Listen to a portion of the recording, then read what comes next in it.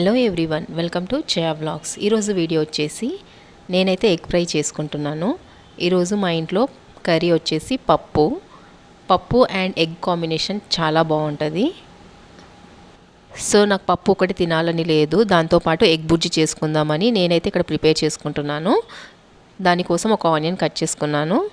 First ఒక pan పెట్టేసి దాంట్లో ఆయిల్ వేసి మనం కట్ చేసి పెట్టుకున్న ఆనియన్ వేసేసేయాలి. అవి మంచిగా మీడియం బ్రౌన్ వరకు అయ్యేంత వరకు ఫ్రై చేసుకొని దాని తర్వాత ఎగ్స్ వేసేసి కొంచెం సాల్ట్ అండ్ కారం పొడి వేసేసి మంచిగా ఫ్రై చేసేసుకోవాలి. లాస్ట్కి కొత్తిమీరతో గార్నిషింగ్ చేసుకోవాలి. నాకు ఈ కాంబినేషన్ అయితే చాలా నచ్చుతుంది. ఎగ్ బుర్జీ కాకుండా ఆమ్లెట్ కూడా వేసుకుంటే కూడా సూపర్గా ఉంటుంది. నాలా ఇలా పప్పుతో పాటు ఎగ్ కాంబినేషన్ ఎంతమంది ట్రై చేశారు? నాకు తెలిసి ఈ కాంబినేషన్ చాలామంది ట్రై చేసి ఉంటారు. ఇన్ కేస్ ట్రై చేస్తే ఎలా ఉందో ఈ కాంబినేషన్ నాకు కమెంట్ చేయండి. Thank you for watching.